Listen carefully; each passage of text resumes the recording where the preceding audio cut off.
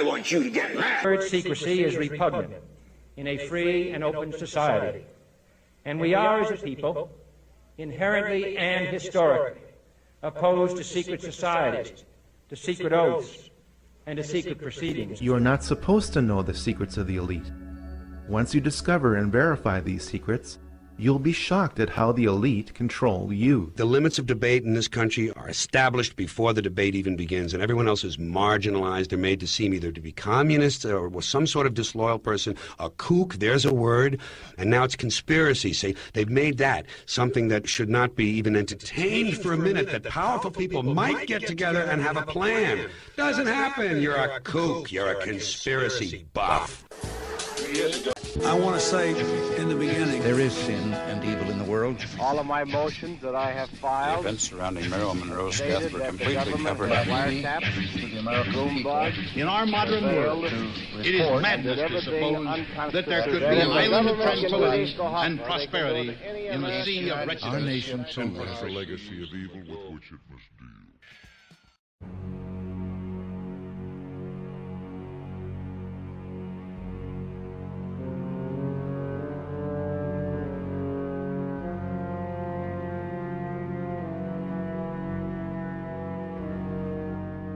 Throughout the Western world, an Illuminati dynasty made up of a Jewish Khazar bloodline has for generations controlled the destiny of nations and of peoples.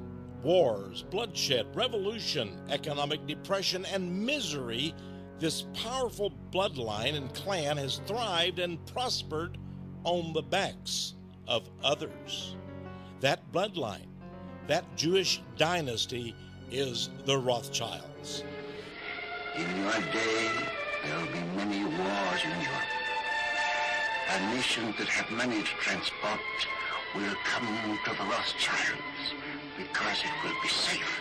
In this, the 21st century, such men as Lord Jacob Rothschild, his son Nathaniel, Eric Rothschild, David de Rothschild, are the undisputed masters of finance. They operate throughout Europe, in Switzerland, Italy, especially France, and in Great Britain, in the United States, and in Asia, and on the African continent.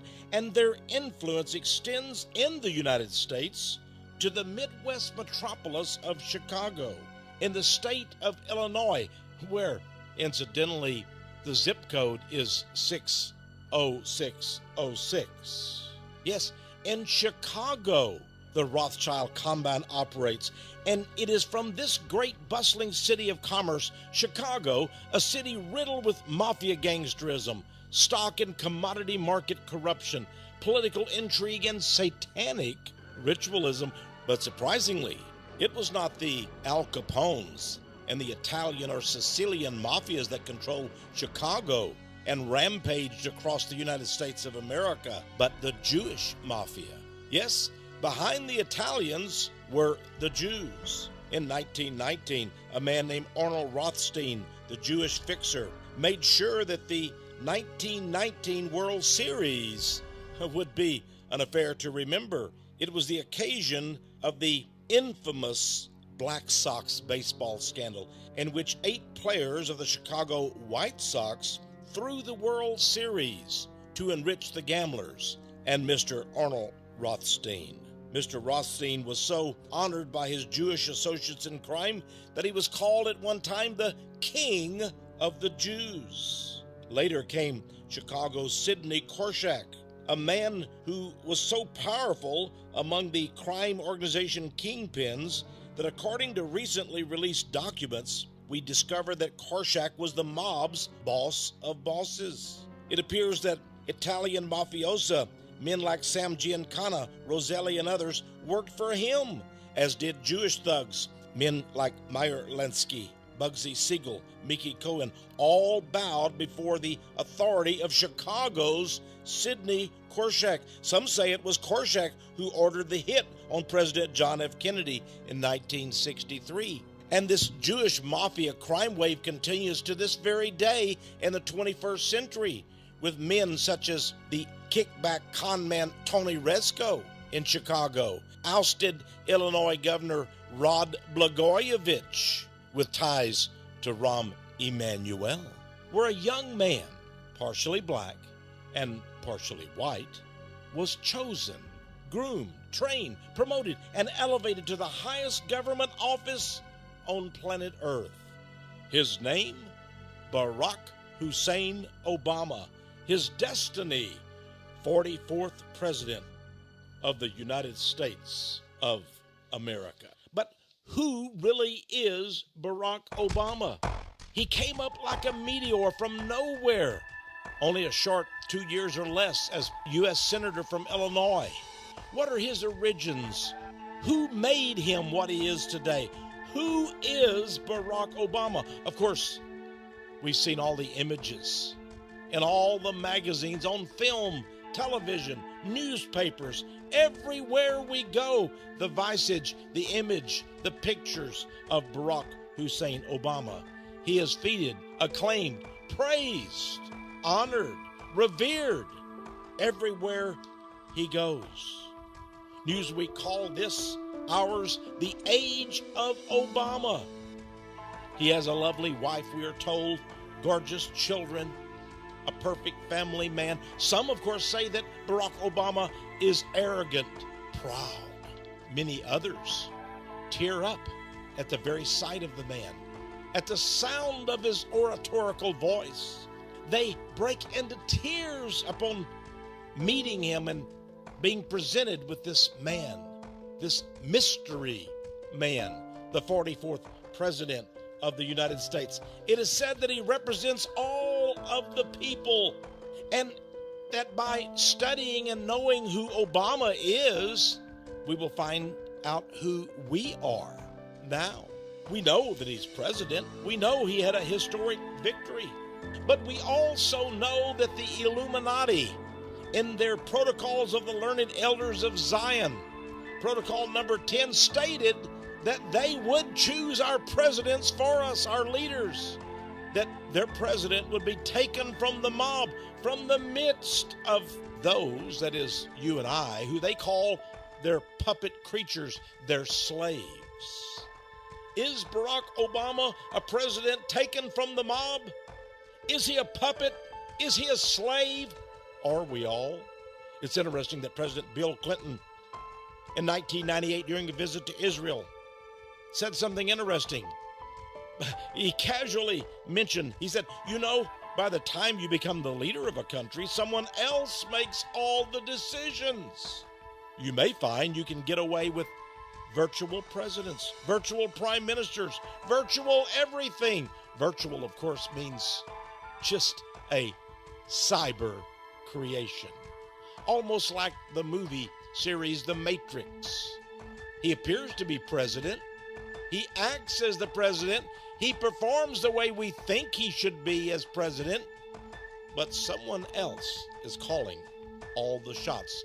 He, that is the president, is simply the man reading the lines on the teleprompter. Protocols of the Learned Elders of Zion, we go back to them again. Protocol number 4 said, who and what is in a position to overthrow our invisible force? The plan of action of our force remains for the whole people an unknown mystery. Mystery. Isn't Obama, Barack Obama, President of the United States, still an unknown mystery? Who or what is this invisible force? We're told that Obama best represents the greatest of America. In fact, we should look back to the days of Abraham Lincoln, who in a time of crisis and death and war brought America back together again as a union. Newsweek again had this cover showing Obama's Lincoln and showing Obama channeling the 16th president. David Axelrod, the Jewish campaign manager, that's right, he had a Jewish campaign manager, said to really make headway among the populace, what we must do is figure out a good Lincoln quote. To make a man a popular president, just have him quote from Abraham Lincoln. We see this picture published on the internet. Is it Abraham Lincoln or is it Barack Obama? We see this Lincoln penny, but wait, is it Lincoln or is that Barack Obama's visage? My friends, this is an attempt at alchemy, an alchemical strategy to use not only Abraham Lincoln and make him appear to be the new Obama of the 21st century, but to hearken back even to the New Deal of Franklin Delano Roosevelt, the 1930s socialist-leaning Great Depression, World War II chief executive. Yes, we're told Obama is the new, even improved 21st century edition of Franklin Delano Roosevelt. Let me assert my firm belief that the only thing we have to fear is fear itself. Notice this cover of Time magazine. A famous photo of Franklin Roosevelt has him pictured sitting in the front seat of a convertible with a famous cigarette in its holder. Now we have the New Deal of Barack Obama, Lincoln, Roosevelt. But is there more? The elite who chose and now manage and direct Obama. Yes, my friends, he is Rothschild's choice, and we will prove that to you. In their stagecraft, I believe they've gone much further than showing us the comparisons of Lincoln and of Roosevelt. This man shown here sitting in the Oval Office has a dream that we must believe in. He is not only the President of the United States, but President of the world. And he gives these speeches to large crowds. Notice his words. For you to say that we are heirs to a struggle for freedom. We are a people of improbable hope, with an eye towards the future, with resolve in our heart. Let us remember this history and answer our destiny and remake the world once again. Thank you, Berlin. Notice his words. We can change the world. Yes, we can. JFK gave a famous speech in Berlin. In the world of freedom, the proudest boast is, Ich bin ein Berliner. And so Barack Obama goes to Berlin. And what does he say? And answer our destiny and remake the world once again. Remake the world? Yes, reinvent the world. All the Jewish revolutionaries throughout history have said the very same thing. But there's more. He is more than just JFK, FDR, Abraham Lincoln. Why, this man is akin to King Tut. That's right, the Pharaoh of ancient Egypt.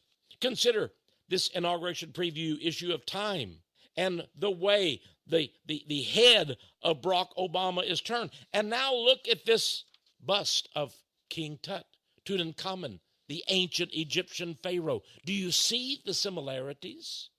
In fact, in 2009, Barack Obama visited Egypt, and here is one of the Egyptian men with a memento of his visit.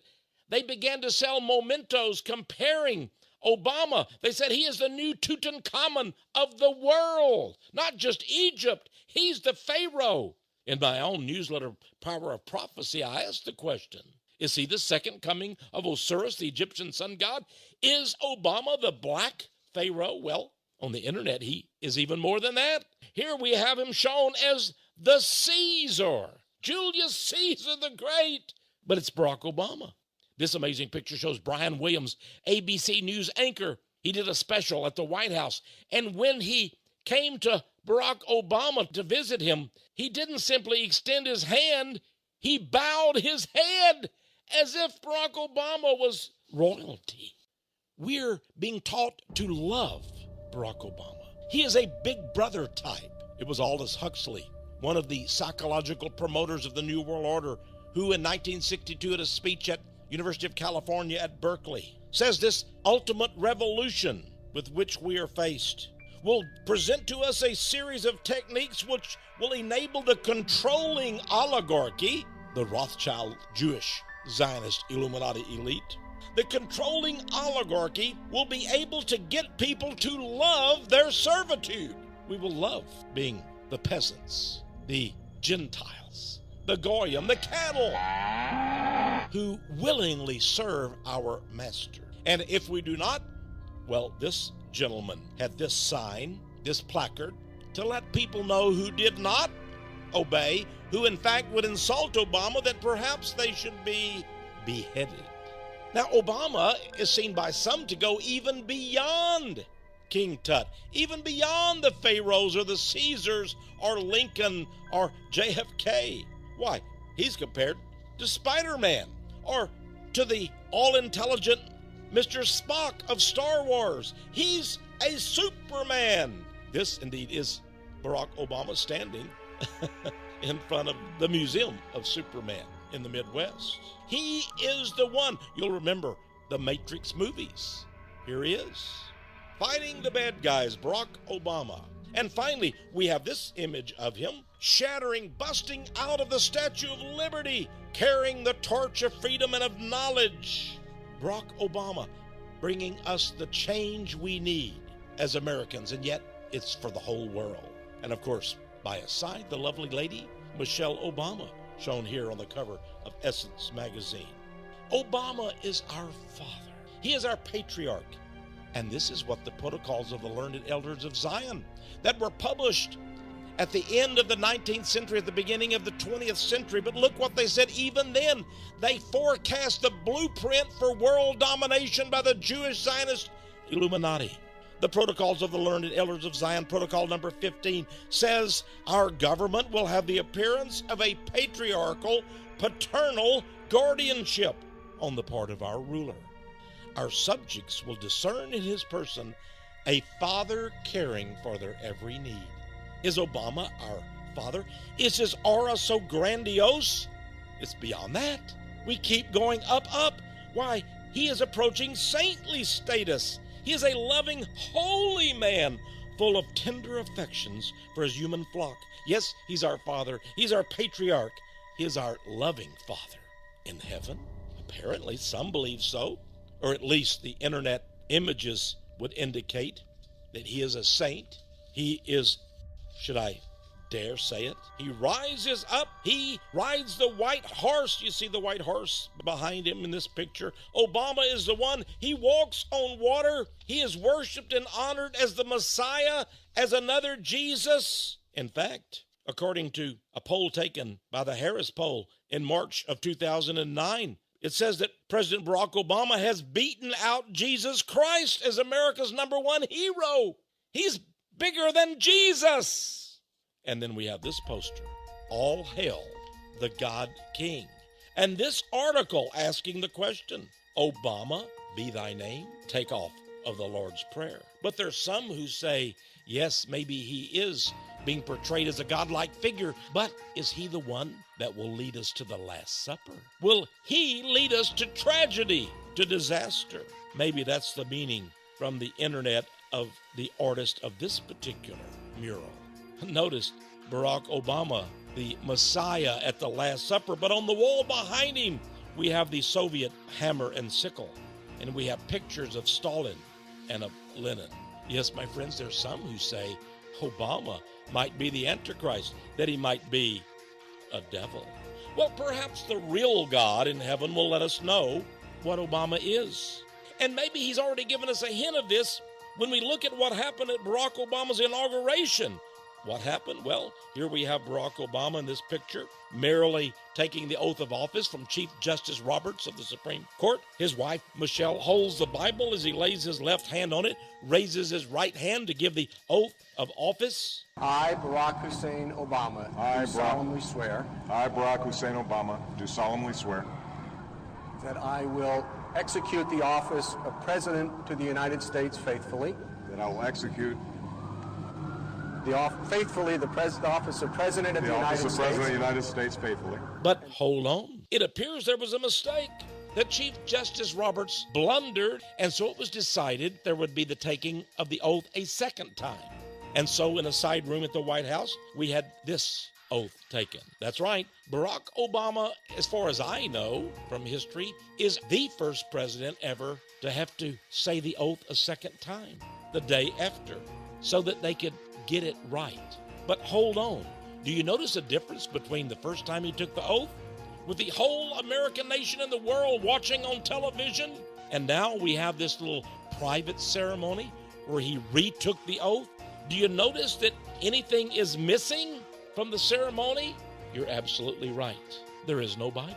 There is no Bible. Does this give us a clue to who Obama really is and what he believes? What does Barack Obama himself really believe about God? Well, in the speech at Notre Dame in 2009, Obama told us of his conception of God. He said, quote, "It is beyond our capacity as human beings to know with certainty what God has planned for us or what he asks of us." Is this true? Is it true that we cannot know with certainty what God has planned for us or what he asks of us? Then why in the Old Testament does it say that the steps of a righteous person are ordered by God? Look at what the Christian scriptures say. Jesus Christ seemed to indicate that we would know what the master had to say to us. He said, "No servant can serve two masters." Jesus Christ said, "Ye shall know the truth, and the truth shall set you free." It appears that we can know the truth. And then finally, Christ himself said in the Gospel of John, it is recorded, his words, "I am the good shepherd, and know my sheep, and am known of mine." Those who are the sheep of Jesus Christ, the great shepherd, the good shepherd, they will follow only him, and they know what he requires of them. Reverend Jeremiah Wright was the pastor for Barack Obama for almost 2 decades in a church in Chicago, Illinois. Reverend Wright, it seems, was a big promoter of something called Black liberation theology. And we're told that he would often quote the works of a Harvard University professor named James Cone. Now, if Barack Obama attended this church for almost 20 years, the church of Pastor Jeremiah Wright, what did this Cone teach that seemed to be so important to Pastor Wright, the pastor of Barack Obama? Well, Cone taught this. He said, the goal of black theology is the destruction of everything white so that blacks can be liberated from alien gods. Is Jesus an alien god? Does Obama agree that black theology should be pursued, and that is the destruction of everything white? The American Freedom Press, in an article back in December of 2008, talked about Harvard educator and also Robert Mugabe, the president of Zimbabwe and Africa, who were demanding the eradication of the whites, the killing of the whites. The Jewish Talmud says that all Gentiles should be killed. Kill the best of the Gentiles. Well, maybe it's not an accident then that Barack Obama has selected almost all of his cabinet as anti-life. In other words, pro-abortion.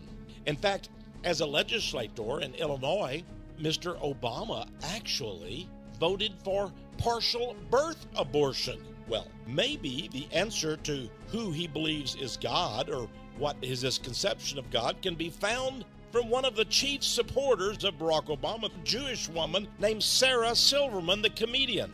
She did commercials down in the state of Florida that helped Obama win that state during the election. She has done a HBO comedy video entitled, mockingly, blasphemously, "Jesus is Magic." She makes fun of Jesus. She mocks him. She even pretends to have sex with Jesus. This is a sick Jewish comedian. Here, she dresses up like Jesus Christ with a halo and wears a red robe. How fitting, the color red, because the Bible talks about the red dragon in the last days, the serpent who is the devil. His color seems to be scarlet red, as is the whore of Babylon's. And here is Miss Silverman once again, but this time she wears a t-shirt. It's a red t-shirt, the red of Soviet communism, and she wears the Soviet communist red star. She's very proud of being a communist. What relationship does communism have with Rothschild and with Zionism? Well, Dr. Henry Makow, author of the outstanding book Illuminati, the Cult That Hijacked the World, on page 104 says this. He says communism and Zionism are Rothschild proxies, two pincers in the bankers' plan for world government dictatorship. And communism and Zionism is currently masquerading as globalization. Certainly Barack Obama has given every indication that he is in favor of globalization, of global governance. It all works together. Communism, Zionism, Rothschild, bankers' plans, world government, dictatorship, globalization, says Dr. Macot. Ernest Elmshurst, in his excellent book, The World Hoax, back in 1938, said that Marx, and Karl Marx, of course, the founder of communism, the writer of the book Das Kapital and the Communist Manifesto, that he had a Jewish revolutionary program, that's really what it was, that became a reality in the Soviet regime. And a Jewish state was then in the making, and that one of the Zionist dreams had come true. The five-pointed red star of Zionism was adopted as the insignia of the Jewish Soviets and was made the national emblem of the USSR. Now remember this red-colored star with its 5 points. You see, the Rothschilds were called the Five Arrows, and the five-pointed star was one of their emblems. But there's more to Barack Obama than just being a puppet of the Rothschilds and of Zionists, although we'll learn much about that. It is reputed that he is also a member of Prince Hall Freemasonry. Barack Obama, like all the other black leaders in America, is a Freemason. This is a poster that was published, and it was advertised on the internet, welcoming fellow Masons to come to the Masonic inaugural ball in honor of the 44th President of the United States, Barack Obama, conducted by the Lodge there in Washington, D.C. Barack Obama and his Masonic inaugural ball. On their website, the Prince Hall Masons, that is the black Freemasons. You see, there's always been a separation of the whites and the blacks. And here on their own website, they campaign for Barack Obama. If we get a list, and I show you here a partial list of famous Prince Hall Freemasons, we find many black names on it. There is, of course, Sugar Ray Robinson, the famous boxing champion, but there's also Julian Bond, the national chairman of the NAACP, Thomas Bradley, mayor of Los Angeles. There's the black revolutionary during the 60s, Eldridge Cleaver, and it goes on and on. Reverend Jesse Jackson is a member of the Harmony Lodge in Chicago, Illinois, no less.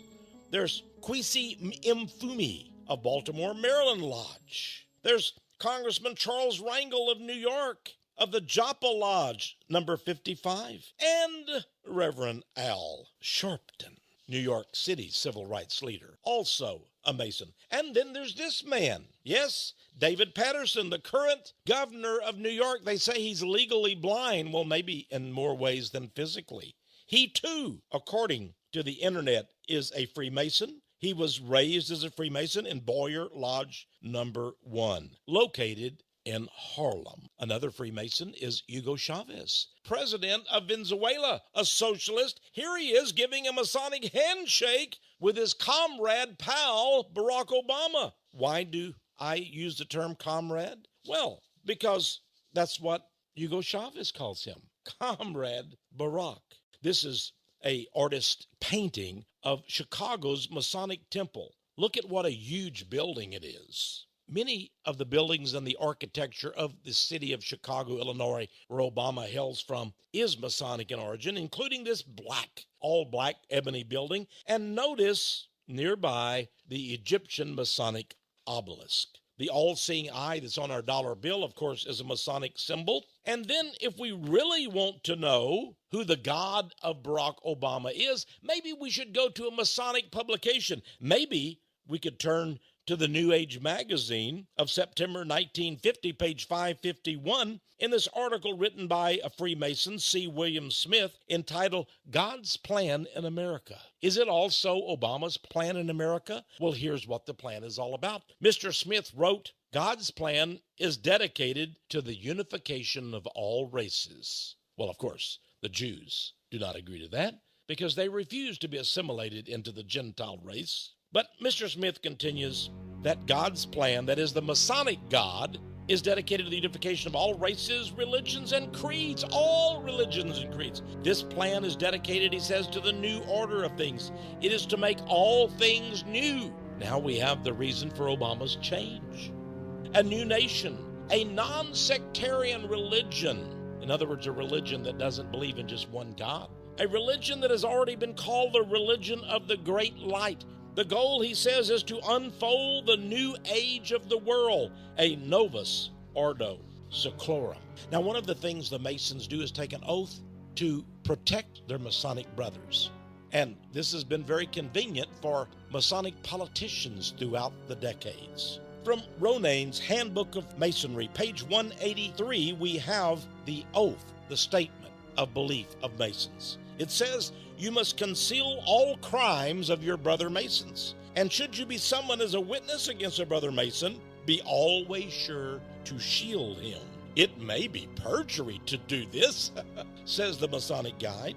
It is true, but you're keeping your obligations. So what is Al Sharpton, Jesse Jackson, Charles Rangels, the Rothschilds, yes, the Rothschilds, according to the book 10,000 Famous Freemasons, Mayer Amschel Rothschild, the first baron of the Rothschild clan, was a Mason. All Rothschilds are Masons.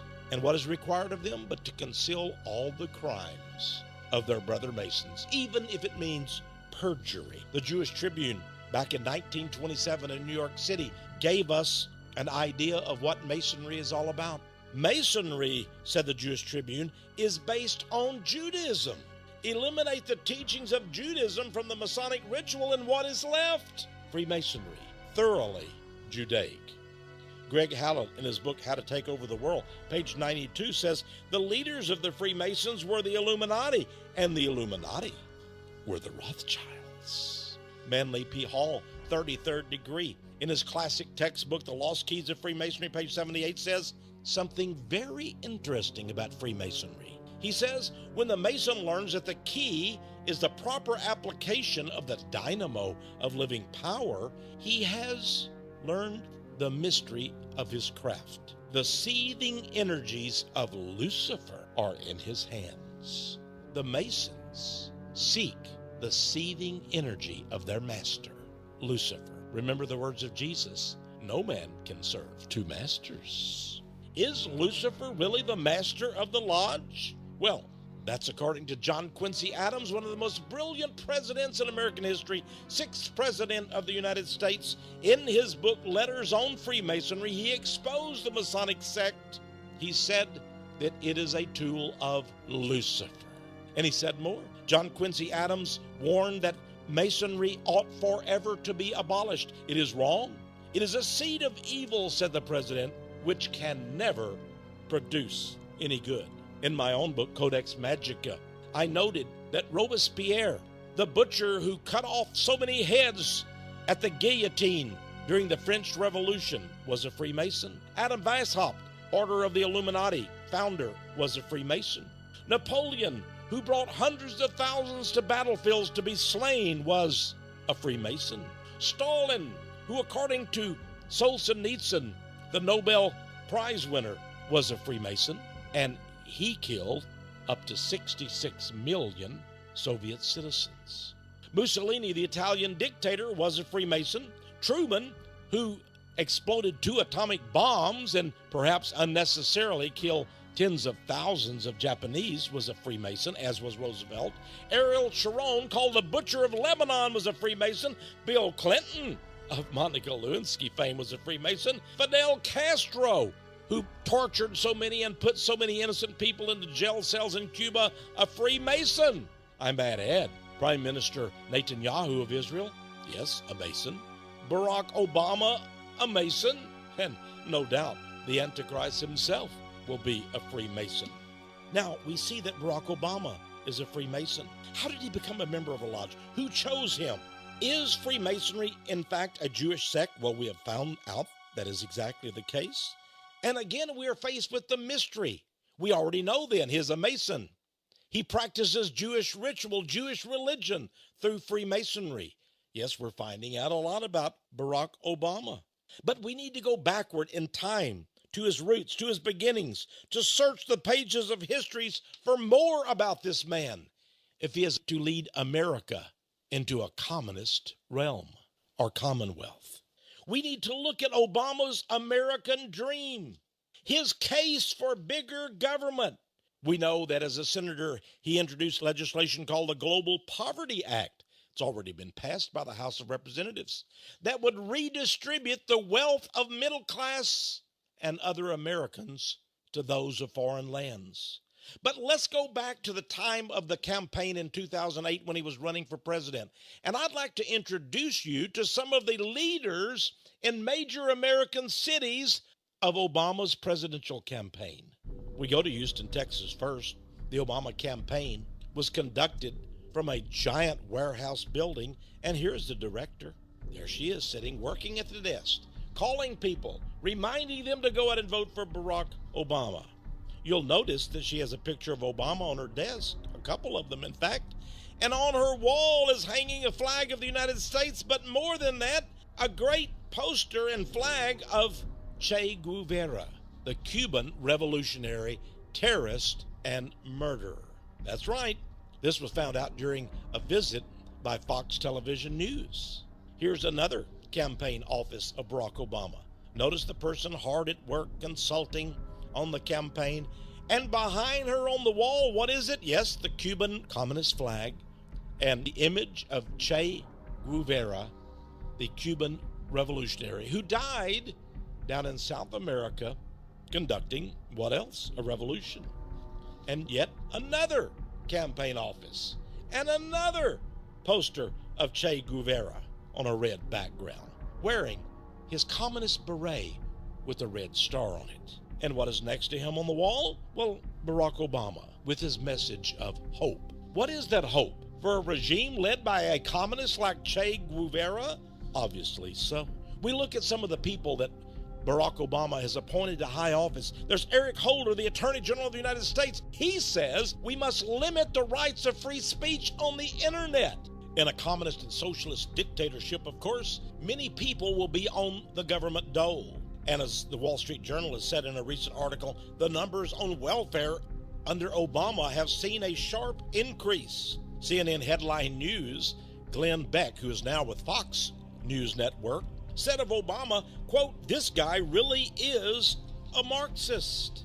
Across the nation in the year 2009, many people had what they call tea parties, demonstrations against the taxing and the socialist system that is being fostered by Barack Obama and his communist lieutenants. This man carried this poster with, of course, the Soviet hammer and sickle image and the image of Obama and the old saying that is attributed, right or wrong, to Vladimir Lenin and the communists, from each according to his ability to each according to his need. Newsweek, which seems to have had a love affair with Barack Obama, on its cover simply said, "We are all socialists now."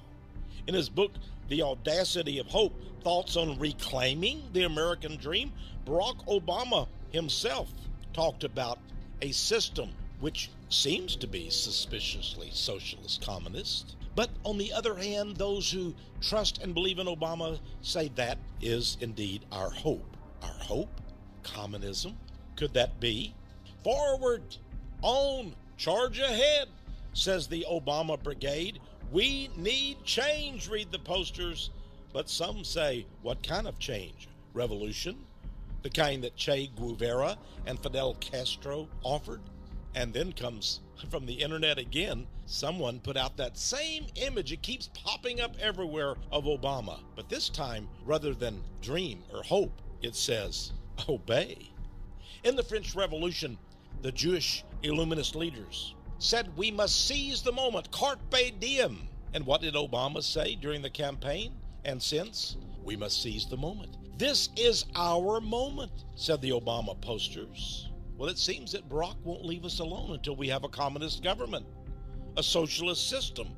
Well, Michelle Obama herself seemed to indicate that when she cried out in a campaign speech, if he is elected, Barack will never allow you to go back to your lives as usual. No wonder Time magazine had this cover of Michelle Obama entitled The Meaning of Michelle. Is that the meaning of Michelle Obama? This is an interesting photo back in 1996 in the New Yorker magazine of Barack Obama looking very austere, his wife with her Afro-American liberation haircut sitting beside him, pictures of Oriental religion on the wall behind. Look closely to Obama's right. On the table, do you see it? The totem, the idol of a hideous African horned devil god, a god of witchcraft. Is this the dark and sinister god of black liberation theology, worshipped behind closed doors by Barack and Michelle Obama? In fact, there have been many rumors and stories of witchcraft in the White House, African tribal religion, Santeria.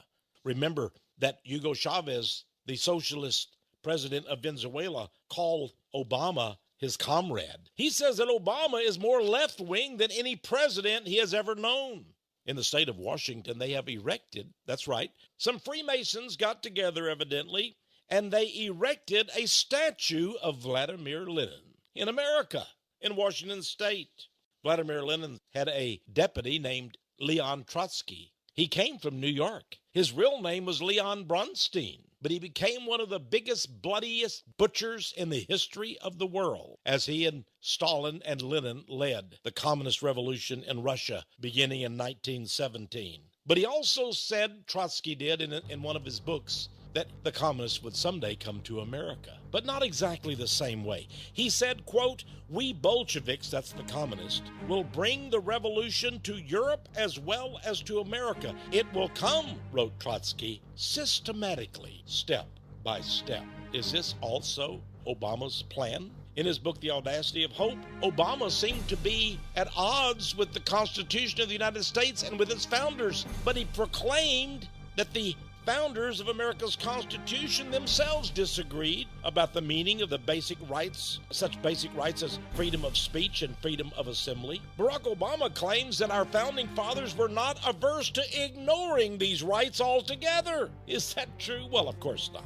But Obama, in his book, The Audacity of Hope, says, it is unrealistic to believe that a judge, 200 years later, can somehow discern the original intent of the founders or ratifiers of the Constitution. He is saying, dear friends, that even our founding fathers often ignored the Constitution and its Bill of Rights. Barack Obama is claiming that no judge now, 200 years later, can really know the original intent.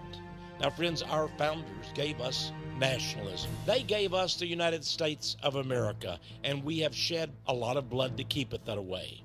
But Lenin, in his book on the Jewish question, page 17, says that Marxism is incompatible with nationalism. In other words, American sovereignty must go.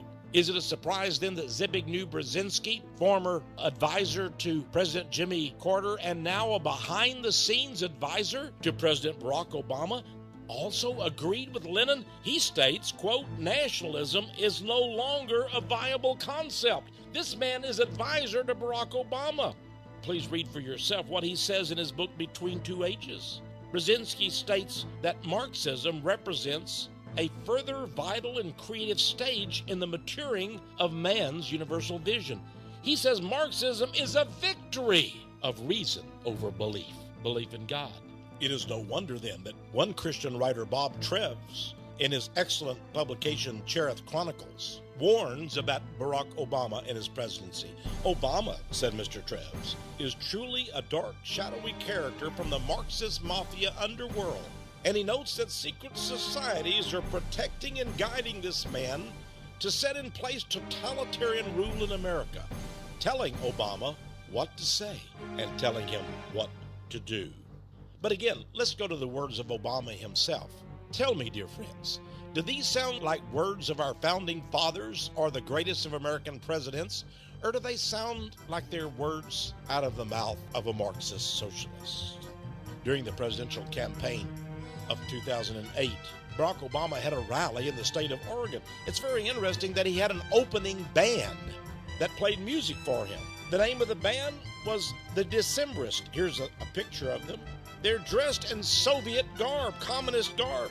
Well, it seems that the Decembrist band is named after an 1825 revolt by communists over the Imperial Russian succession. It was called the Decembrist Revolt. It was an attempted early communist revolution. Now, this same band opens many of its shows by playing the Soviet Union's national anthem. And of course, they're waving the red flag of Soviet communism. Yes, Barack Hussein Obama some say could be the triumph of Marxism or communism. We continue to have indications of this. Here's a news item which says that in this book, The Secret World of American Communism, it's revealed that Senator Obama of Illinois shared an office with Communist Party leader Mike Kronsky. In Investors Business Daily, we're told that Obama has an entire axis of Marxist friends. And there's more. This article, Socialism, Marxism, Communism, and Obama, talking about his ties to various communists, including Mr. Bill Ayers, who was indicted as a communist terrorist back in the 70s. In fact, the top U.S. communist, the head of the U.S. Communist Party, during the 2008 election, encouraged his people in a column in the Daily Worker newspaper of the communist. He said, elect Obama and change the world. Socialism, communism, Zionism, Bolshevism. Ernest Elmshurst, in The World Hoax, 1938, said that Jewish domination is the goal of communism. He said socialism, communism, and Bolshevism in reality are only links in the plan of world-embracing Judaism, with its final purpose of forcing the entire world under Jewish domination. Barack Obama forcing the world to accept Jewish domination? Why, it's almost as if he would be the first Jewish president. More on that in a moment. In the American Bulletin back in 1935, Rabbi Wise was the best-known rabbi in America, a great friend of President Franklin Delano Roosevelt. He was also a friend and a fan of Marxism and communism and Joseph Stalin. Some call it Marxism, said Rabbi Wise. I call it Judaism. Alfred Nozick, a Jew, but an exposer of the Jewish plot, in his book, The Secret Forces Behind Revolution, stated, quote, socialism and the Mosaic Code are not at all in opposition. All Jewish groups have a vital interest in the victory of socialism. Eustace Mullins, a fighter against Zionism and communism, in his classic book, Mullins' New History of the Jews, said it like it is. He wrote, communism is the modern form of the Jewish collective state. Is that what America is to become? A Jewish collective state? The Jewish Chronicle, an authoritative Jewish publication, as far back as 1919, said this, quote, the ideals of Bolshevism, that is the most extreme form of communism that took over Russia, are consonant with the finest ideals of Judaism. Will America be taken over? Is it being taken over step by step, as Trotsky warned and advocated? This book, written by Jan Kozak, of how communism took over so much of Eastern Europe, is very instructive. It is entitled, And Not a Shot is Fired. Again, we turn to the Protocols of the Learned Elders of Zion, Protocol number 10. They choose for political office the Zionist Illuminati, the Rothschilds, men with dark stains in their past. That's who they want. In order that our scheme may produce this result, we shall arrange elections in favor of such presidents as have in their past some dark, undiscovered stain, some Panama or other. Then they will be trustworthy agents for the accomplishment of our plans out of fear of revelations. What dark stain exists in Obama's past? Can we find such a dark stain? Is he being required by fear of revelation to go along with this Jewish Rothschild plot for the takeover of America and the world? Let us study the history of Barack Obama from infancy and see what we can find. Here, we're told is a picture of his father, who comes from the nation in Africa of Kenya, who met his mother, Stanley Ann Dunham, and produced Barack Obama. She was evidently his third wife. He had two back in Africa. And after young Barack Hussein Obama was only 2 years old, he was abandoned by this father from Kenya. Now, a time or two the father did visit. Here from San Francisco at the airport, we see the father holding his arm around young Barack Obama. It's amazing, even though his father abandoned him and his mother, Ann Durham, at the age of 2, nevertheless, Barack Obama was led to write an entire book. Here is a cover of that book, Dreams from My Father. What dreams might he have attained from a father at the age of 2? Well, here he is at about the age of 2 with his mother. Was he then dreaming about what his father believed? I doubt that. He had another father, of course, from Indonesia. Here is that father, Mr. Sotero. And here is young Barack with his mother and his sister living in the nation of Indonesia. By the way, camera, go up very close and look at that strange medallion around the neck of youthful Barack Obama. Here's Obama a little bit older with his auntie from Kenya. Now here's Obama as a young man again with his grandfather and his mother and his sister. Barack Obama said of his mother, Ann Durham, her real name, by the way, was Stanley Ann Durham, because her father, Barack's grandfather, was named Stanley. Then he called his daughter, too, Stanley, because he wanted a boy, but her friends called her Ann. Obama said of his mother that she was the dominant figure in his formative years. And the values that she taught him, said Obama, continue to be my touchstone when it comes to how I go about the world of politics. His mother was the dominant figure. Here is his mother as a young girl with her parents, the grandparents of Barack Obama, a very handsome pair. Ann Dunham was raised on a little island in the waters outside of Seattle, Washington. It seems that she went to a special school, a private school. The school was run by a headmaster that taught the kids communism and socialism. Her friends said that Ann Dunham despised Christianity, and she was quick to debate anyone who believed in Jesus Christ. And that's the way she was raised, by her atheist communist parents.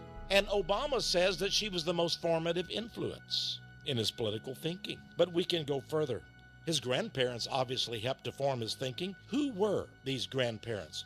What were they all about? Here he is as a young man sitting on a park bench with his grandfather and his grandmother, the Dunhams. Now, look at this picture very carefully on this park bench, because I want to tell you about another man who knew this same couple and who met them at that same park in Honolulu, Hawaii, years earlier. It was a man named Frank Marshall Davis. Here's his picture. Frank Marshall Davis was a communist, a member of the Communist Party USA, an influential communist in Atlanta, Georgia. He moved to Chicago, Illinois, where he became even more famous, or should we say infamous, as a member of the Communist Party USA. Frank Marshall Davis, he was a writer, a novelist, a nonfiction writer, and well-placed in the Chicago Communist Jewish Black Network. Frank Marshall Davis. What is his connection with Obama? Well, Barack Obama, in his book, The Audacity of Hope, says that other than his mother, this Frank Marshall Davis taught him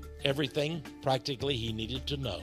He taught me what I should think. He taught me my political ideas. Frank Marshall Davis was the mentor of young Barack Obama from the time he was a little boy all the way through his high school years, a member of the Communist Party USA. But Frank Marshall was much more than that. Some say he was Barack Obama's real father. Some have connected the dots. Yes, is his name really Barack Obama, or is it Barack Davis? What do we know about Frank Marshall Davis? One of the things we know is that he used a pseudonym in writing. And one of the books he wrote, this is a picture of the cover. I'm not going to show it all to you because, well, I don't want you to see it all. It's too sordid. It was published by Greenleaf Press, by the way, a very liberal, pinko, pro-homosexual press. It was entitled Sex Rebel Black, written by Frank Marshall Davis, a member of the Communist Party USA, who was sent from Chicago to Honolulu, Hawaii, to open up a Communist Party cell, and disguising himself as Bob Greene, Greene, who really was a white Jewish columnist for the Chicago Tribune that is owned by a Jewish Zionist billionaire named Samuel Zell. What a web we weave when once we practice to deceive. What does this book say? Sex Rebel Black by Frank Marshall Davis, who in his own autobiography, Barack Obama says was his chief mentor, his teacher of political ideas. You'll find that he says that he was so sexual that he loved to have swinging parties with white women, black men, white men. He was a bisexual, a homosexual. He says he only wished he was born with 2 sets of genitals. He was so full of sexual lust. But he also says that he met a certain white couple who were visiting Honolulu at the time. They had come over from Seattle, Washington. He met them while he was trolling the park for sexual partners. And so enthused they were with meeting Mr. Davis that they had decided to move to Honolulu, Hawaii. This is the guy who was picked by Barack Obama's white grandfather, Stanley Dunham, to be Barack Obama's mentor. Because, as we all know, Obama's father had abandoned the family. So Frank Marshall Davis filled that void. This is a key guy in his life who pumped Barack Obama's head full of anti-American thoughts and ideas. He was a propagandist for the Communist Party who wrote for the Communist Party-controlled newspaper in Hawaii, the Honolulu Record. And in terms of being a poet, he wrote poems in honor of the Soviet Red Army and mocking Christian missionaries. That's the kind of, quote, poet this guy was. And so this guy is critical to understanding how Obama turned out later in life, why he would go to Wright's Church, why he would associate with terrorists and communists and socialists in Chicago. This is the key to understanding Barack Obama. What we do know is that Barack Obama, although he was half black and half white, was educated in virtually an all-white school. Here he is as a member of the all-white basketball team. He left that high school and went to Occidental College, another prestigious university, mostly white, in California. But after that, he went off to another even more prestigious school, Columbia University in New York, and then after that to Harvard University, one of the most prestigious in the world, where he became president, and you see him carrying the scepter of the Harvard Law Review. From Harvard, he went to Chicago, the previous home of his mentor, Frank Marshall Davis, who meant so much to the education of Barack Obama. And this brings us to this quote by Dr. Henry Macko in his book, Illuminati, the Cult That Hijacked the World. Take a moment to digest what Dr. Macko is saying. He says the Illuminati take a child and manipulate things behind the scenes for him.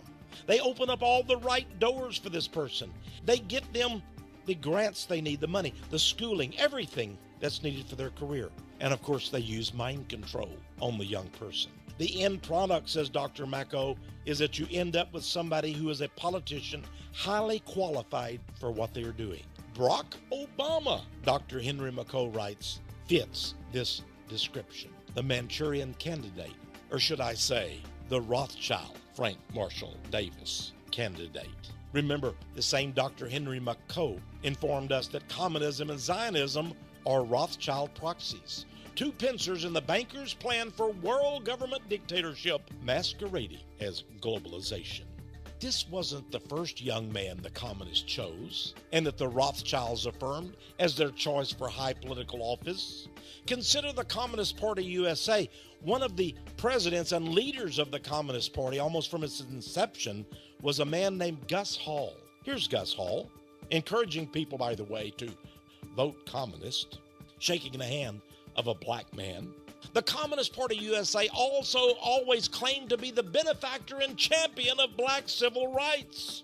Gus Hall's real name was Jewish, of course. Like many Jews, he disguised himself in his name. His real name was Arvo Gustav Hallberg. So he just called himself Gus Hall so no one would really know. Gus Hall, who was elected the Communist Party USA General Secretary, was so beloved by Stalin and the communists that he was actually awarded the Order of Lenin.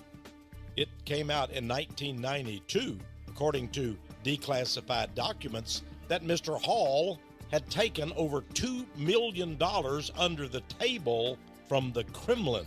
Mr. Hall, like all the communists, claimed that they were great supporters and embracers of the black civil rights movement. For example, Martin Luther King received covert communist support, had many communist connections. Was that really his dream?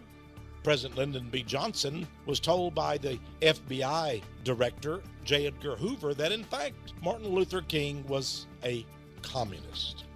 Then we have Al Sharpton. Al Sharpton is active today, preaching and pontificating. We don't know about his communist connections, but we know of the billionaire Jews that support Al Sharpton. And of course, he is a pal of Barack Obama. And then there's Jesse Jackson. Oh, yes, the premier civil rights leader. He cried when Obama was sworn into office. Jesse Jackson was a lieutenant of Martin Luther King. And of course, the Jewish billionaires have long supported he and his Operation Rainbow Push in Chicago. It seems that the Jews then are backers of the blacks. Well, the blacks are Gentiles. They are non-Jews. What do the Jews really think about the blacks? Maybe we should go to a true expert, a man like Israel Shahak, author of Jewish History, Jewish Religion. Israel Shahak, one of the greatest professors and educators in the nation of Israel. He wrote in his book on page 103 that according to the Halakha, the Jewish law, a Gentile slave bought by a Jew should be converted to Judaism, but he does not thereby become a proper Jew. And so it was that Harold Rosenthal, legislative aide to U.S. Senator Jacob Javits, the Democratic senator from New York back in the 1970s, in an interview was asked about Sammy Davis Jr., the black entertainer's conversion to Judaism. He said Sammy Davis Jr.'s conversion to Judaism doesn't mean anything. We know that a black cannot become a Jew and that Sammy Davis is still black. It may have been to his advantage to become converted. In reality, he still remains a nigger. Is that what they think? Of their stooge, of their puppet, of their water boy, Barack Obama, 44th President of the United States? In the Megiddo Hebrew English Dictionary, published in Israel Today, we have a definition of a Gentile boy or young man. They have the Hebrew word shagetz. And what is a shagetz? Here's the definition. Shagetz, a Gentile boy or young man, unclean animal, loathsome creature, abomination, a wretch. Is that Obama? A wretch, abominable, an unclean animal, according to the Jews. But wait, let's go one step further. The greatest Jewish Talmudic holy book scholar of all time is the Rabbi Maimonides. What did he have to say about the black people? In his book, Guide to the Perplexed, Book 3, Chapter 51, the rabbi said this. He said, quote, the nature of the Turks, that is the Mongol race, and the blacks is like the nature of mute animals, and they are not on the level of human beings. And their level, said the rabbi, is below that of a man and above that of a monkey. How nice. Barack Obama then, as is Jesse Jackson, as is Sammy Davis, or was Sammy Davis Jr., as is the Reverend Al Sharpton, on a level less than a man, but thankfully above that of a monkey. They remain niggers, according to the Jews. In 1935, Myron Fagan, in his audio tape expose, The United Nations is Spawn of the Illuminati, the Communist Party's Workers' Library publishers issued a pamphlet entitled The Negroes in a Soviet America. It urged the Negroes to rise up and form a Soviet state in the South and apply for admission into the Soviet Union. That's what they wanted to use the blacks for. Revolution, to bring about a communist America. They wanted them as puppets. No wonder Ernest Elmshurst, in his book, The World Hoax, said that the Jews realized the strategical advisability of parading ambitious Gentiles as head of their organizations.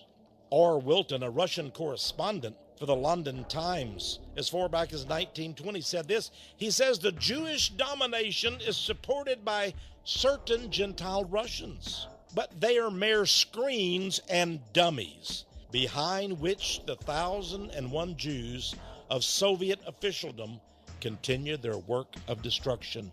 They place in positions of power Gentiles, black or white, but behind the scene there are 1,001 Jews committing the works of destruction. Barack Obama, half black, half white, but according to the Jews, all nigger. But this is their words, not mine. I think it's disgusting from a Christian standpoint, but it's interesting. Even as degrading as their holy book is, even as degrading as the statements of the rabbis have been, According to many Jewish sources, they are now bragging, they are boasting that their man, their stooge, has become president of the United States. Now here's evidence. In Haaretz.com, the official, practically daily newspaper of Israel. This was also published in the Jewish World. Some Chicago Jews say Obama is actually the first Jewish president. This was written by a Jewish reporter, Natasha Motskovaya. She writes, quite a few of Barack Obama's friends from the past have popped up recently. In the Chicago Jewish community, she says, many people really are longtime friends of the president-elect. And some of the older people in the Jewish community say that they raised him, while others have jokingly called Obama the first Jewish president. They raised contributions for him, that is money. They provided him with contacts. They enjoyed hosting him and believed in his glorious future in politics. And then she gives a list of well-known Jewish movers and shakers in Chicago and how they are behind the meteoric rise of Barack Obama. Isn't it interesting that they like to pretend and tell us that Barack Obama might be a secret, covert Islamic spy? But in fact, it's the Jews. It's the billionaire Jews, the Zionists, the Rothschild people who have given us Barack Obama as president. Did you know, dear friends, that Barack Obama's $1 million mansion, that's right, he lived in the $1 million mansion, although he never had a job, except as a supposedly lowly paid community organizer. But he lived in a $1 million mansion in a Jewish neighborhood, a luxurious neighborhood, right across the street from a Jewish synagogue. Isn't that strange? Well, not really, if you know the truth about his origins. Here, published by the Canada-Israel Committee, is this article, Barack Obama, the first Jewish president. And then here, another one from Jewc.com. They asked the question, Obama, America's first Jewish president, but there's more. The Sun, a Jewish-owned newspaper. Obama, America's first Jewish president. The Jewish reporter Josh Gerstein writes this article. He says, Bill Clinton was America's first black president, or so we thought. Now, shocking word that Barack Obama may be in line to be America's first Jewish president. And he notes that Barack Obama himself says, I've got it in the gut. Jewish soul, sympathy for Israel. Barack Obama? Well, according to the Chicago Tribune, Tom Hunley wrote the article, says Barack Obama is not only likely to become the first Jewish president, but that a Chicago Jewish circle nurtured him all the way to the top. They found him as a young man out of Harvard and made him what he is today. They married him up with Rahm Emanuel, who became White House Chief of Staff. They gave him as his campaign manager for president an old, well-known Jewish campaign manager and political shaker and mover, David Axelrod, his chief of staff, his campaign manager. And then the money comes pouring in. The Pritzker, a billionaire Jewish family, money, money, money. The Saltzman family, Jewish money, money, money, money. Abner Mikva, the Jewish attorney and former White House counsel of President Clinton, money, money, money. George Soros, the banker and friend of the Rothschilds, agent of the Rothschilds. Money, money, money for Obama. Is Obama truly the first Jewish president? And then another one, Barack Obama, first Jewish president. Barack Obama, America's first Jewish president. And then from the Jerusalem Post, this article, Obama mentor says Barack has a Yiddish neshama. That's a Yiddish or Jewish soul. And his mentor said that. Who is his mentor? Here's a picture of him with an Obama poster, political poster, with a Jewish six-pointed Star of David. It's Mr. Abner Mikva, one of the most powerful politicians in Chicago. Chicago politics, black, dark, gangsterism. But there are holes in that narrative, and we haven't heard the whole in the entire, everything we ought to know about the Ayers-Obama relationship, partly because the media, the Obama-centric media, has decided it's not an important issue. It's not going after it. What we do know is that they served on several boards together, and we do know that Ayers, apart from the question of his activities in the 60s, he's a very, you say unsavory, I say he's very dangerous in terms of what he's proposing about our education system. And he's not some bomb thrower out there by himself. He's very influential in education circles. Right. He's a vice president of the American Education Research Association, which is a leading organization of education professors in the country. Then there's the Chicago Tribune newspaper, owned by Samuel Zell, Jewish billionaire Zionist. Did you know that Barack Obama was the first Democrat the Chicago Tribune had endorsed in over 100 years? Here we have a Jewish website, and what is the headline? Jews give all to celebrating Obama. Chosen by Rothschild, chosen and mentored by Frank Marshall on behalf of the Jews who were communists. Chosen by this close-knit group of rich and influential Zionist Jews in Chicago with the blessing of the Rothschilds in Great Britain, France, throughout Europe and the world. Their financial agent, the Jew George Soros, who has given us such liberal publications online as MoveOn.org, The Daily Kos, and more. Barack Obama. Abner Mikva said it's really not Barack, it's Baruch. Baruch is his real name, which means a blessing in Yiddish. Who is the real master, then, of Barack Obama? Is it not Lord Jacob Rothschild, the 4th Baron? And they have chosen him to fix the world. Why, they even show him on the cover of Newsweek, How to Fix the World. Remember, no man who is a Gentile, a Goy, can be entrusted with this momentous task of transforming America, because General Colin Powell, the black former Secretary of State, a Republican who says he endorsed and voted for Barack Obama, called him a transformational president. He is to transform America into what? Yes, a Rothschild communist state, but a state owned by the extreme capitalist communists. Oh, you didn't think that communists could be capitalists? Oh, yes, they are. They remain capitalist. We are forced to be the communist peasants. They own privately all the capital, all the banks, all the corporations, or they seek ownership of that. That's why they've taken over General Motors, AIG, our banking system. They run it. But wait, can Obama really be trusted? Can a water boy of the Illuminati be trusted? Of course not. No Gentile can be trusted. He must have a handler. And so they have Rahm Emanuel. And so they have others in his cabinet. Let's take a look at this cabinet. First, we begin with Timothy Geithner. He's the man of the money. He's the Secretary of the Treasury. He's a member of the Council on Foreign Relations, the Bilderbergers, the Trilateral Commission,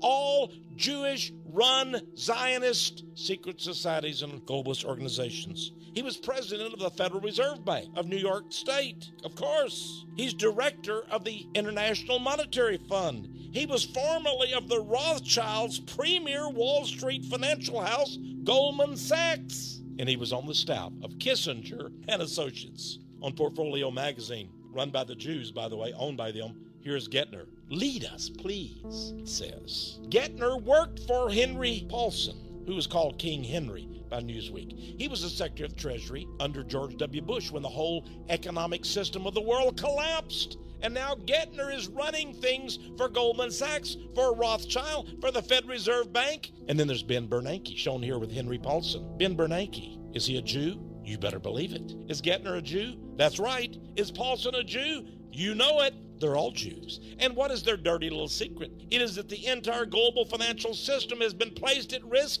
by them. It is that the wealth of the United States and the world has been plundered by the Jews. Now there has to be scapegoats. Here's a scapegoat, Bernie Madoff. He's a Jew. Did you know that Bernie Madoff sent at least $20 billion of his missing $65 billion to an Israeli bank in Tel Aviv that's owned by one of the most powerful and rich Jews in the world, Edgar Bronfman of Seagram Distillery fame?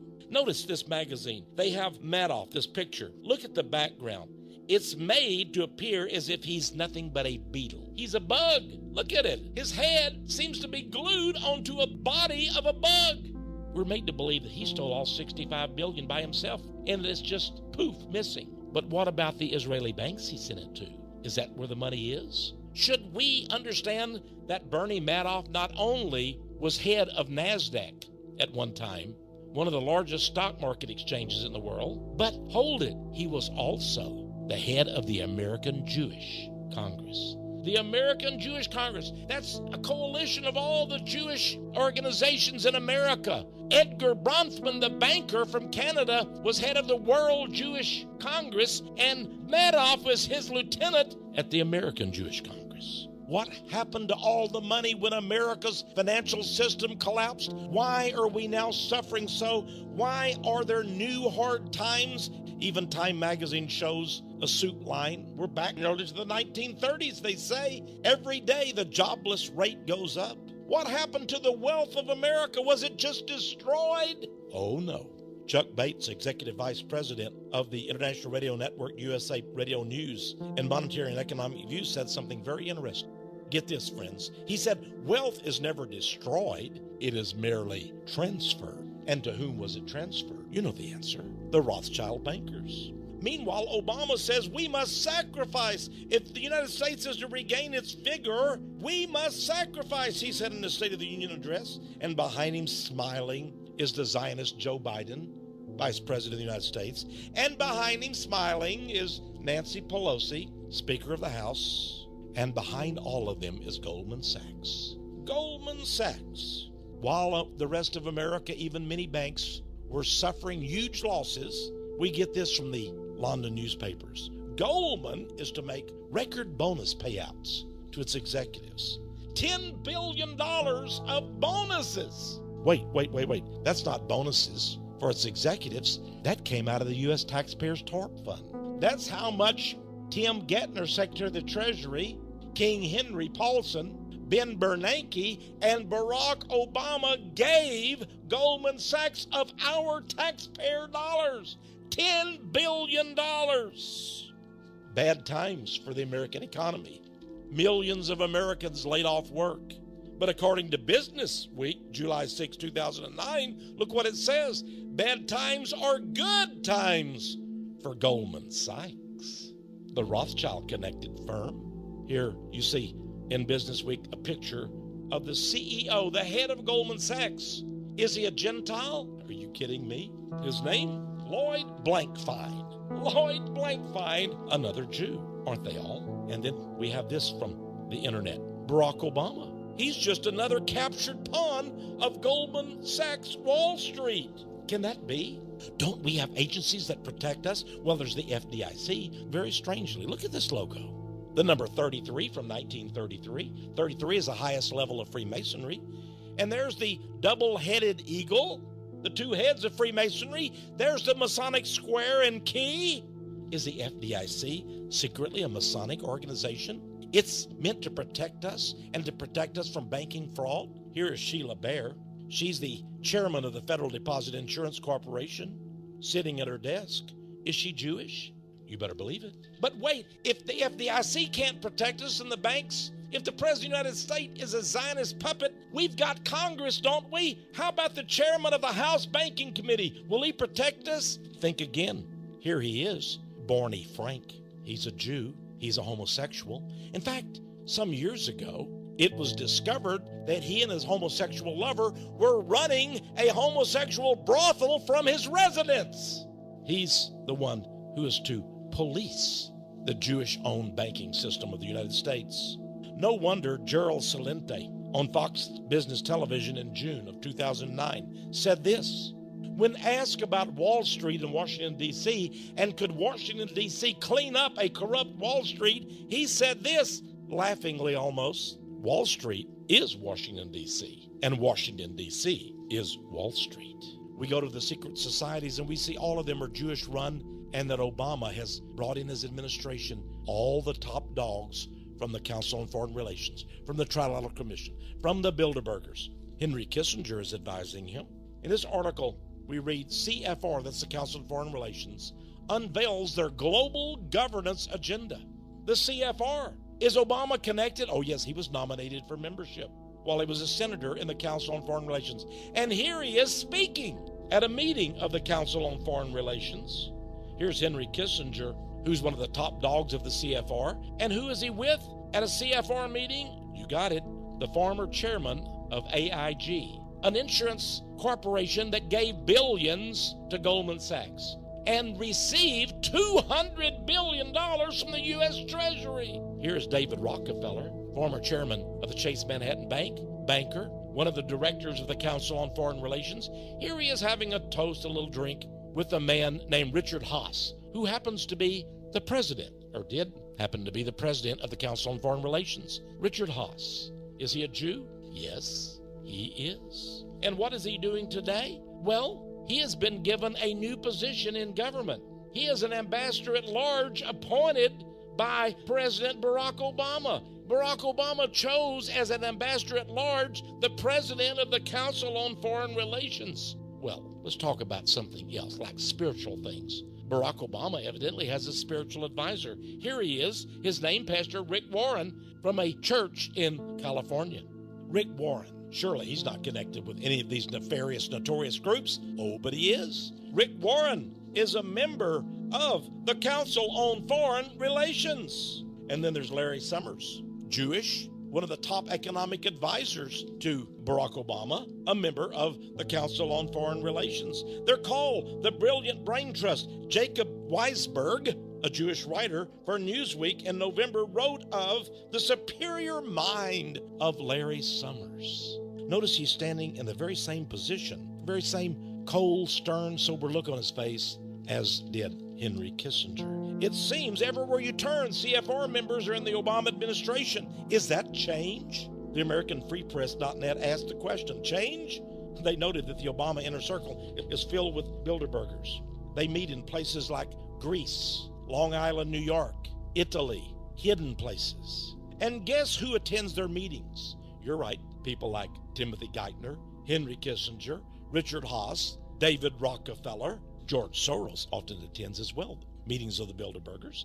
He was one of the biggest funders of Barack Obama. And then we go to Lord Jacob Rothschild himself, the head of the Rothschild clan of Great Britain. You'll recall that during the political campaign, one of the top economic advisors for Barack Obama was a man named Warren Buffett. Here he is shown in this picture from the Daily Scotsman newspaper. He stands at the left. In the middle, you'll recognize the Terminator governor, Arnold Schwarzenegger, and on the right is Lord Jacob Rothschild. This picture was taken on the lawn of Waddesdon Manor, the palatial mansion, the fabulous mansion that belongs to Lord Jacob Rothschild, the fourth Baron of the Rothschild clan.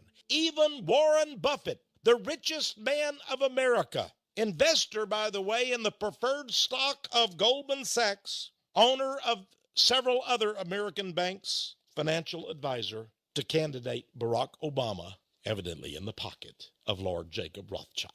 Now you know who chose Arnold Schwarzenegger to be governor of California. In fact, this picture was taken just 4 months before the election of Arnold Schwarzenegger as governor of the Golden State of California. But if that wasn't enough, in his own family, Obama has somebody to watch over him.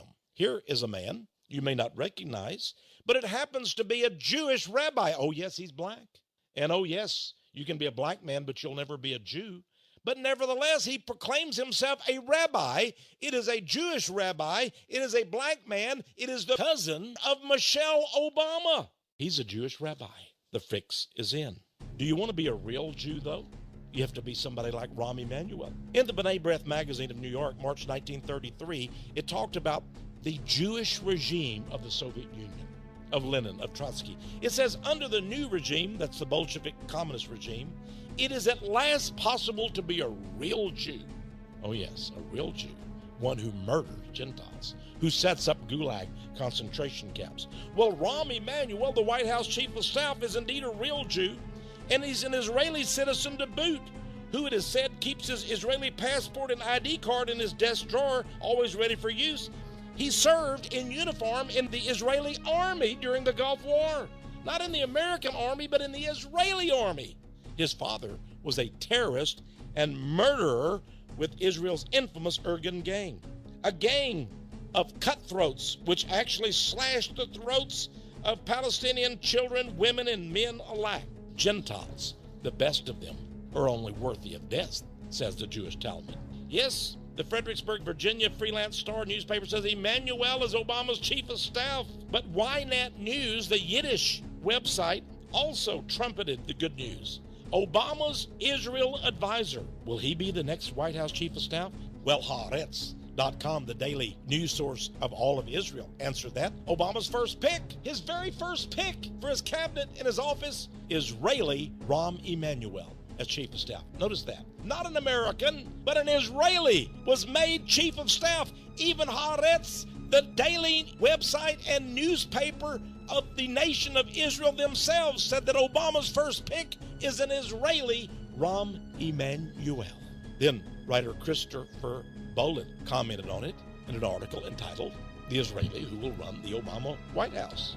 The Jewish Press newspaper, the largest independent Jewish weekly in the world, had this article on it. It was headlined, "Obama's Pick for Chief of Staff, Committed Jew, Political Attack Dog, Rahm Emanuel." This was a strange item out of the Idaho Observer, commenting on Rahm Emanuel. It seems that shortly after the inauguration, Obama was meeting with House Speaker Nancy Pelosi, when Obama's chief of staff, Rahm Emanuel, began cracking his knuckles. The president reportedly requested that Emanuel cease cracking his knuckles. At that point, Emanuel held up an offending knuckle up to Obama's left ear and, like an annoying little brother, snapped off a few special cracks.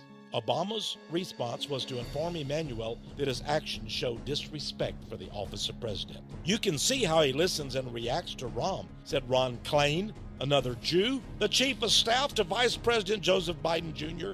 "You can see that his opinion is being shaped." The president's opinion is being shaped. And who said this?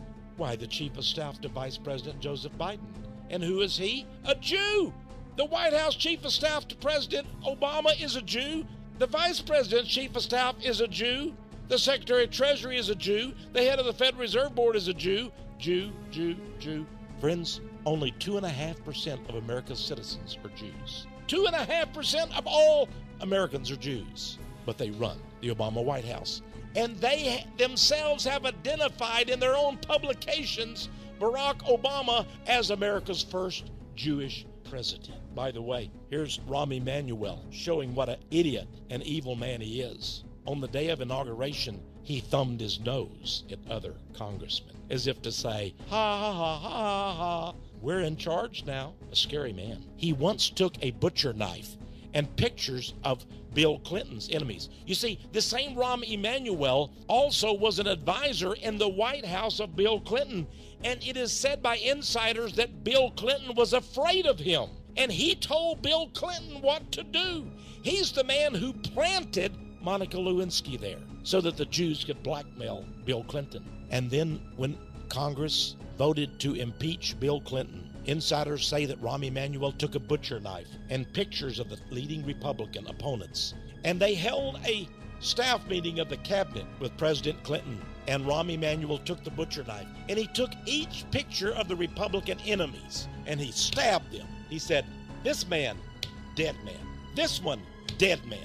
This one, dead man." He once got angry with an opponent, a political opponent, and he took a dead fish and sent it to the man, to his enemy, by mail. And what does that mean in the Jewish mafia, or even the Sicilian mafia, to receive a dead fish in the mail? I think you know. It was Rahm Emanuel who stated it, and it was quoted in the Wall Street Journal. You never want a serious crisis to go to waste. And what I mean by that is an opportunity to do things that you didn't think you could do before. Don't let a crisis go to waste. Which reminds us of what the Illuminati revolutionaries in France said, carpe diem, seize the moment. It reminds you of what Barack Obama said, this is the moment. Rahm Emanuel, the man who is infamous for using the F word, and yet people are afraid of him. Dick Morris, who was the chief political advisor to Bill Clinton, had this to say on Fox News. Clinton never told the truth to Emanuel. He constantly cut Rahm out. He was afraid of him because Rahm was always in business for Rahm, and Rahm would leak to the Washington Post. He would always make sure his image was perfect, and he had in the back of his mind the political career he now has. And Obama is making a huge mistake in picking this guy, because whenever he does something this guy doesn't like, he's going to read about it on the front page of the newspaper. What? Dick Morris, himself Jewish, by the way. Rahm Emanuel is a bad sort, he said. And even the President of the United States, Bill Clinton, was scared of him. Is Barack Obama scared of Rahm Emanuel? Well, evidently he's carrying on a love affair with Nancy Pelosi. Check out this picture. Oh, what lovers they are.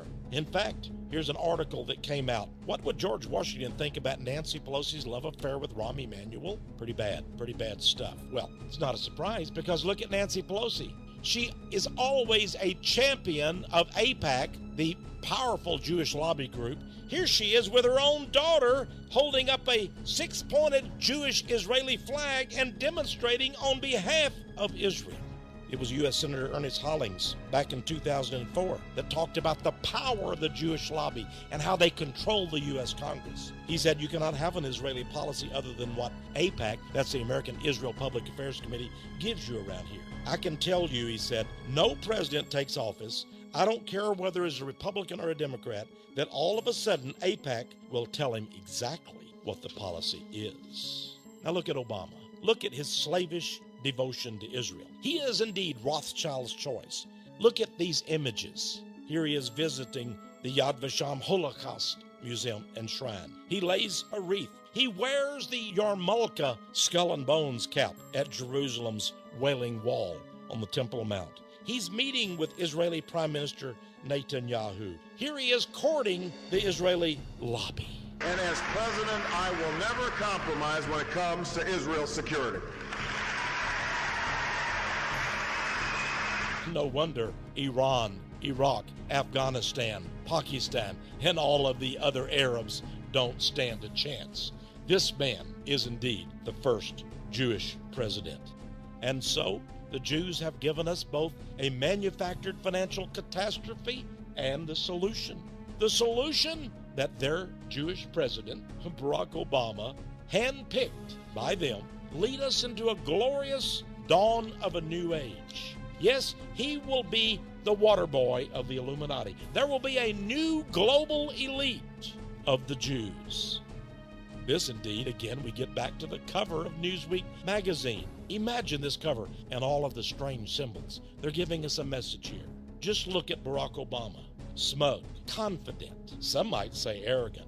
How proud he must be. Barack Obama, financial butler to Jewish billionaires. Waiter at tables at the annual conclave of the Bilderbergers. Water boy for the Illuminati. Rothschild's choice.